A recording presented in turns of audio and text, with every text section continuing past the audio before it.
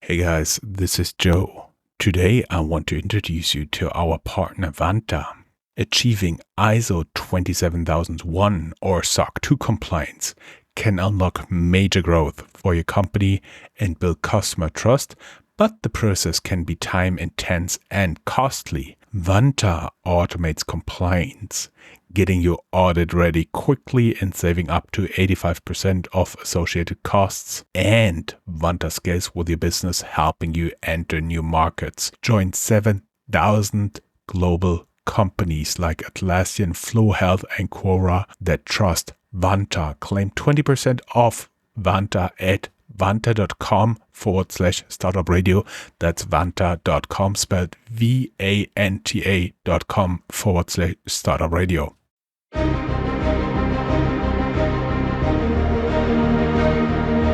Welcome to Startuprad.io, your podcast and YouTube blog covering the German startup scene with news, interviews, and live events. Hey guys, this is Joe from Startuprad.io. Today we bring you another interview from Barcelona, where we attended the EU Startup Summit and recorded those interviews on site. Let me also quickly thank today's sponsor, ExpressVPN. As an entrepreneur, cybersecurity should always be in the back of your mind. I'm therefore happy to introduce you to today's sponsor, ExpressVPN. Isn't it a bit scary to know that your internet service provider can see everything you're doing on the internet? I personally use ExpressVPN for some time now. They are rerouting 100% of my network traffic through their secure and encrypted servers. The VPN protects my information, especially while traveling using Wi-Fi in airports, in co-working spaces, or in a cafe.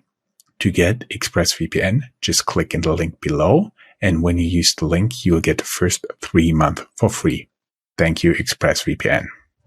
Hello and welcome everybody. This is Joe from Startuprad.io, bringing you yet another interview from the EU Startup Summit. This time I have a startup from Austria here in the person of Kilian. Hi, can you introduce yourself? Hi Jörn, yeah, it's a pleasure to be here. My name is Kilian. I'm one of the founders of Refurbed. Originally I'm from Hamburg in Germany. I then lived quite a while abroad, Australia, China, and London, before I started my career working at Amazon in Munich and building up the whole refurbished program for Amazon in Europe. After I realized Amazon is not focusing on them, I then founded Refurbed in the beginning of 2017, so 6.5 years ago now. And I guess many questions coming afterwards, so I want to leave it like this. And you guys are officially on many Unicron lists as Refurbed. Yeah, we luckily kind of the scene outside thinks that we should be part of the Unicron list. We are personally not really doing it just for the money perspective, but really doing it to create an impact. So we take it as a big compliment that venture capital and other players in the market thinks that we are a possible Unicron in the future. But for us, it's more about creating an impact and really driving our business in the best possible way. And if we are creating the biggest possible impact, we automatically will come to being a unicorn in the future. You have been talking about living in China and Australia. How did this happen? Yeah, so after I finished my high school, I really wanted to live abroad and improve my English from a kind of school English version to really going into business English. So I decided to go to Australia, where I not did the classic work and travel, which many of my friends did during this time after high school. But I really worked there. So I worked for an event agency for half a year, where I was in charge of supporting the biggest kind of music stars from Black Eyed Peas, Pink, Jennifer Lopez, and organized their tours and traveled with them to Australia, which was an amazing experience and gave me kind of the foundation for having a proper English now, also working level English. And then I did my master degree in Shanghai, because I'm originally from Hamburg in Germany, where when you're standing at the River Elbe, seeing a lot of ships coming from China, so I was always interested in seeing the country where the ships are coming from and seeing the economy there. So I decided to do my master degree in Shanghai. It was nearly exactly 10 years ago. I was also able to work next to my studies in a startup in Shanghai, so I had my first touch point with startups already in China before I then moved back to Europe. Is the startup you worked for in China still around? No, it doesn't exist anymore. It was a startup which created household goods from the ash of bamboo. So it was really interesting, like ceramics, like black ceramics, and I did the marketing there. So something completely different, but it already had then like the sustainable touch of reusing existing natural resources like bamboo to create ceramic out of it. So I think probably this was the first touch point of really focusing on sustainability in the startup environment. That was what I was going for as well. How did you decide after living in Shanghai, after living in Australia, to go back to Germany, and what drew you back?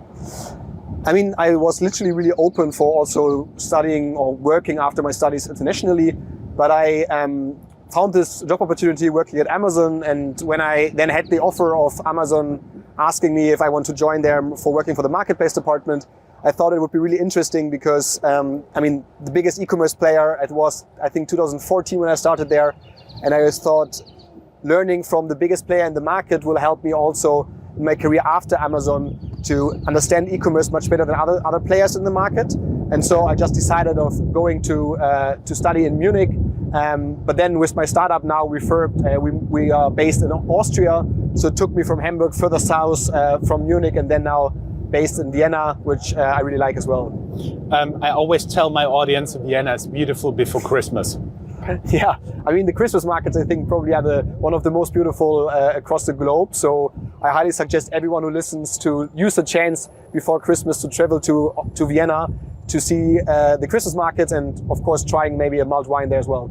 For everybody who's not familiar with Christmas markets, they should open sometime end of November and go until Christmas. So you have end of November until, let's say, 23rd of December to enjoy this time there. Yeah. And I've seen you progress pretty fast in the ranks of Amazon. How much did it help you now to build up Refurbed? I mean, I personally think having working experience helps a lot. So, I mean, there's often the discussion, should you work before you're founding a startup? So a lot of startups are founded outside of university. I personally think it's really, really valuable to work and getting working experience. So also my co-founder, Peter, he worked for McKinsey as a consultant, learned a lot there about marketplaces and e-commerce businesses.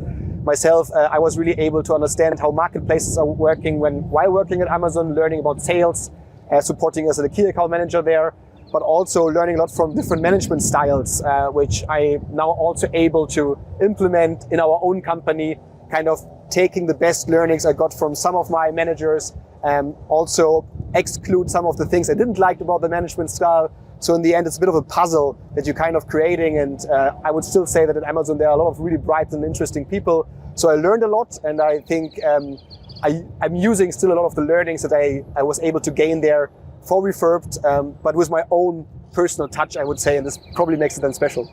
We are always hinting at Refurbed, your startup. Can you first tell us how you actually made the decision to do that? Because I realized in the past there have been many stories on bars, late nights. One of the business angels of the year 2020, Nikolaus here, actually told us he made the first decision to invest as a business angel, half drunk at a bar on a wedding. How is your founding story? Yeah, I mean, I personally think that even alcohol is not the best thing that you can take. It still often enables you to be, let's say, more open-minded also for decisions about maybe changing the way you're currently working or future planning of your own strategy of your life. So in our case, it was kind of similar. So Peter and I, we knew each other from our studies in Shanghai. So then he worked for McKinsey, I worked for Amazon. But we met over Christmas in Vienna, so kind of as you just described about the Christmas markets. So we had a dinner and then went to a Christmas market. We drank a couple of beers, maybe a couple of more. And then theoretically, really, we decided over these beers that we want to found a company which is a marketplace for refurbished products. And then, of course, it kind of happened really, really fast that we realized we should focus on it. There is a huge market, there is a huge possibilities for us to make it happen, and it really, really creates a huge impact if we are able to bring the circular economy, the refurbished products to be the new normality in the future. So yeah, kind of beers were one of the root causes why Refurbed were founded. You know what's interesting? We are recording on a Korean cell phone bought on Refurbed. Even better. Happy to hear then that I'm now like also visible on one of our products. Awesome. Can you tell us a little bit more about what you guys are actually doing there? Because my understanding, I was skimming through the website. My understanding is you're basically polishing up, taking care of used products, for example, cell phones, headphones, whatever is out there, tablets, and then make them able to be sold again, refurbished, and then sold again.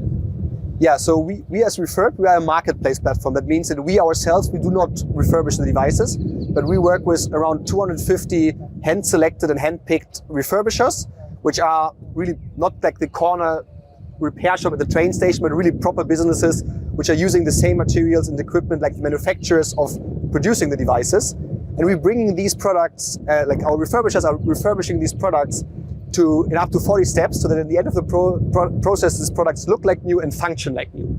And then they're selling them through our platform. And what is really, really important, the majority of our products, they're coming from big companies, like for example, travel companies like Lufthansa, or big banks like the Deutsche Bank, or other players in the market, which are selling their refurbished, like their used company products after 1 or 2 years, after they're exchanging them to refurbishers, which are then refurbishing them. On average, only 2 components are replaced, and that makes it so sustainable.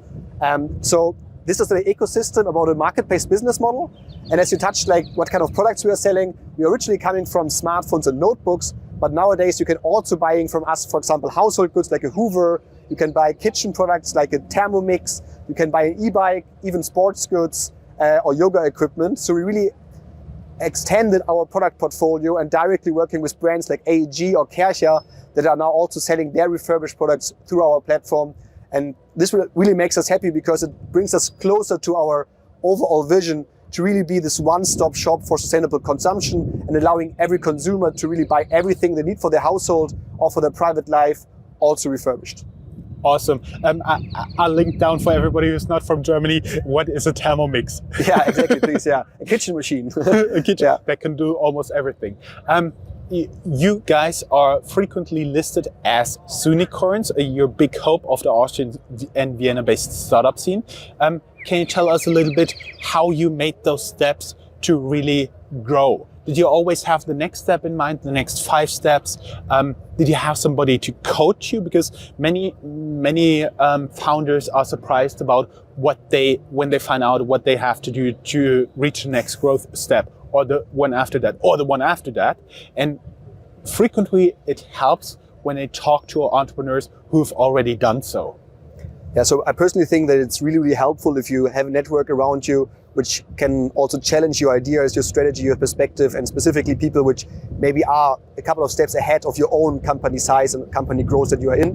But overall, a funny story that I can maybe share is, historically, when you're starting a company, you're now creating a business plan. Also, for example, to getting loans or support from the government. And we created a business plan with a 5-year plan. And when we handed it in, we kind of calculated how the growth will be and what our size will be after 5 years.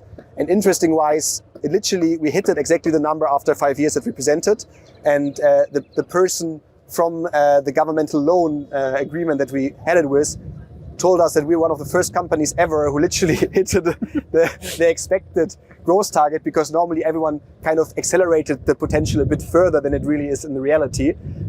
So I think we are quite good in planning, but of course in general it's for us about really regularly rethink the strategy, the vision that we're having. So when we started, we wanted to be the biggest refurbished marketplace in Europe. Now we also extended outside of the electronic category, as I mentioned, through household, kitchen products, even e-bikes or sports, because we see that the potential of the impact that we want to create, and this is in our case mainly environmental impact, can be much, much bigger if we're looking about consumption in the whole and not only in the electronic sector. So we really want to go in all of this direction, and growth in our case means product category expansion. It means business model expansion, like not only selling refurbished products, but also enabling people to sell their old devices back to us through our referred buyback. It's about opening the B2B business model, so also enabling companies from SMEs to corporates of buying and selling their equipment sustainable. And also, of course, this means expansion. So not only that we are based in Germany and Austria, we started at, but we're now also active in Ireland, Sweden, Denmark, Netherlands, and Italy. So that also we want to offering our opportunities of buying refurbished products to many more markets than just Austria and Germany. We're here today in Spain, so I assume Spain, France is also on your list. They're the big economies left in Europe, right? Yeah, so of course, I mean, theoretically, our goal is to be everywhere in Europe as a midterm strategy, maybe also global in the future, but focus first is Europe, because we really want to enable people to have the opportunity to buy products refurbished. So having a sustainable option of buying and not being required to buy new products. And this, of course, is similar in every country where they do not have this opportunity and this possibility to buy these products sustainable and refurbished. So our goal is literally to go in all of the markets. But of course, for us, it's really important to understand each individual market because there are cultural difference, there are difference in how to attack them with marketing and activities. So in general, we really want to have a specific focus on which market we go next, understand the market, and then hit it as successful as possible to, in the end of the day, really serve the customers and the consumers in the best possible way. I see. And since you're steadily in expansion mode, I would have two questions left. One of them, are you open to talk to new investors? And when are you maybe looking at raising your next funds? Yeah, I mean, as a startup, I think you're always ready for investment. We're not proactively looking for it, but I think like from the business model that we're having specifically also over the last couple of years, how we grew and how the market trends regarding trends towards sustainability, the inflation, which results in less affordability of products, and we are selling products which are cheaper than a new product. So also increases our growth in the market. I think we're really attractive for investors. We're also realizing that, so a lot of investors are approaching us. And yeah, we're looking for investment, but not in a pressureless way. So we're luckily that we have enough cash on the bank, and our goal is to be end of this year profitable, which looks quite promising that we're able to achieve this, so that we are not also required to raise capital. But of course, please feel free to reach out if you're interested in investing into a sustainable business model. Then at least we are able to have a conversation. And the last question, when you're continuously in expansion mode, of course, you're looking for new employees, right? Yeah, so I mean, for us, I think it's a lot about, last year we grew a lot. We grew from 150 to 300 people, which was really required to set up the foundation for the company in the different departments, having enough people there which are able to fulfill the jobs. Now we're specifically looking for specialized talents, which are really good in specific business areas. But I think currently we have around 12 jobs listed on our website. So please check them out on our career website. And if you would also like to work for a mission-driven company and change the world for the better, then feel free to apply. And all the links you'll find down here on our blog post in the show notes. And of course, your LinkedIn profile, the company website, and the careers website.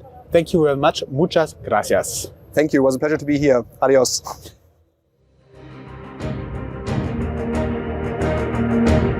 That's all, folks. Find more news, streams, events, and interviews at www.Startuprad.io. Remember, sharing is caring.